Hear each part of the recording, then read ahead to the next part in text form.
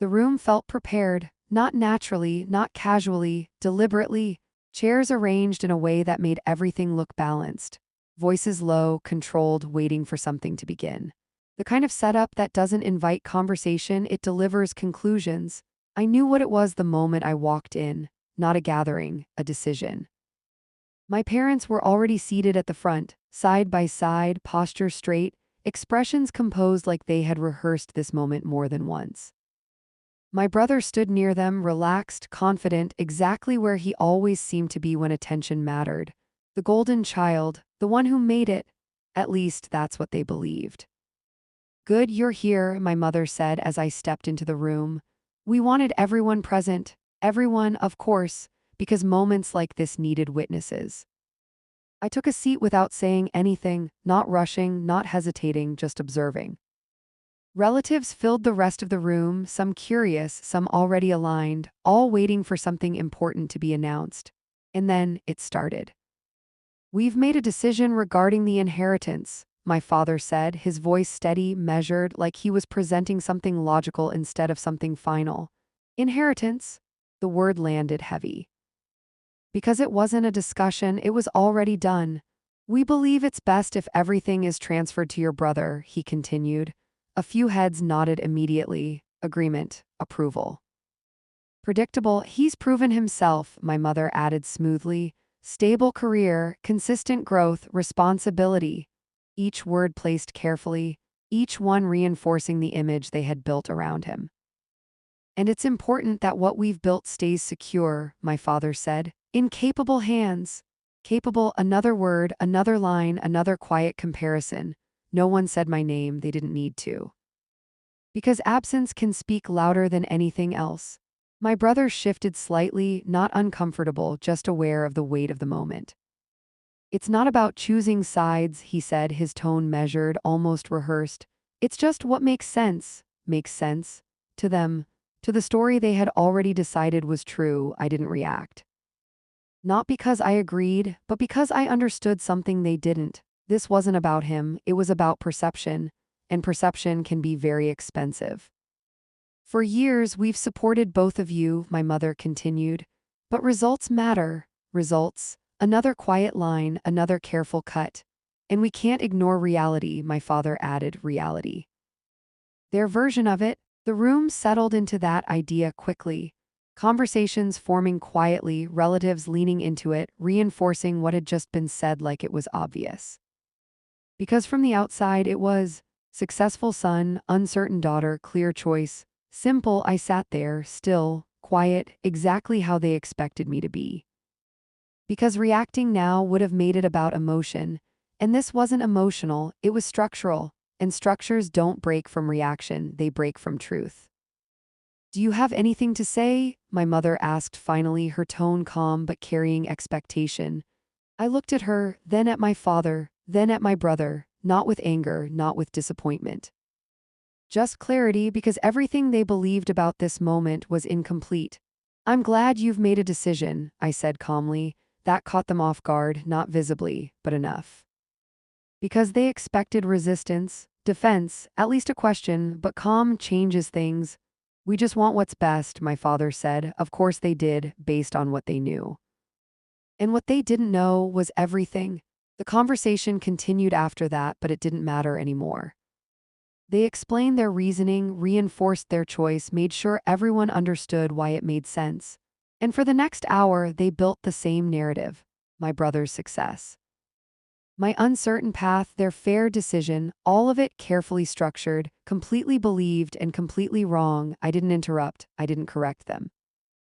I didn't even look at my brother again, because none of that mattered, not yet, because timing is everything. The room felt lighter after they finished. Not because anything had improved, but because they believed it had. Decisions have a way of doing that. Once they're spoken out loud, people settle into them even if they don't fully understand them, especially if they don't fully understand them. My brother was already being congratulated, handshakes, smiles, quiet approval from relatives who saw what they expected to see, a successful son being rewarded, a fair outcome, a story that made sense on the surface, and I let it continue for a moment. Because the longer they stayed comfortable, the harder the shift would be. I stood up slowly, not interrupting, not forcing attention, just changing my position in the room enough for it to notice. It worked, conversations lowered, eyes shifted, because even silence at the right moment can pull focus. I just have one question, I said, not loud, not sharp, just clear. That was enough. The room stilled again, not completely, but enough to feel it. My father looked at me, slightly cautious now. Go ahead. I nodded once, then I asked it. How long has his debt been covered? The words didn't land immediately because they didn't fit the narrative. What? My brother said, his tone changing for the first time that evening. I didn't look away. I'm asking, I repeated calmly, how long you think he's been financially stable without help. Silence, real this time, not controlled, not comfortable. My mother frowned slightly. What are you talking about? I reached into my bag and pulled out my phone, unlocking it without rushing, scrolling once, then placing it on the table in front of them. Not dramatically, just precisely, transaction records, dates, amounts, consistent, unbroken for years. 5 years, I said. The room didn't move, didn't react. Because understanding was still catching up. That's not, my brother started but stopped when he saw the screen, because it was every payment, every transfer. Every month he stayed afloat without knowing why.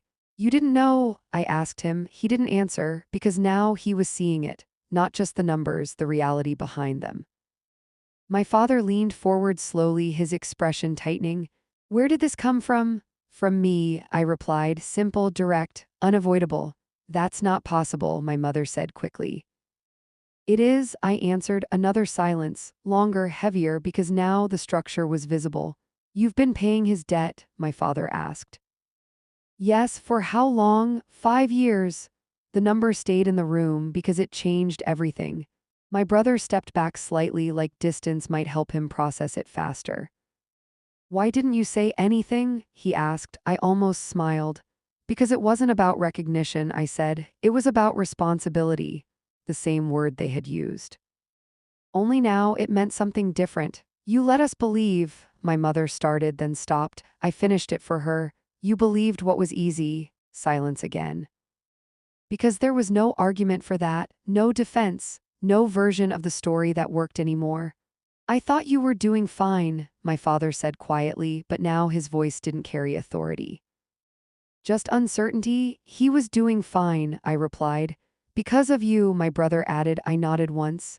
Yes, that was the moment it fully shifted, not just the room, the power. Because everything they had based their decision on was incomplete.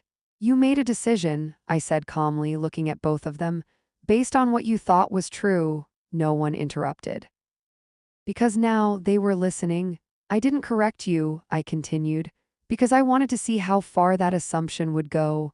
A few relatives shifted uncomfortably. Because now they weren't just witnesses, they were part of it. So what happens now? My father asked, not confidently, not firmly, just asking. I didn't answer immediately.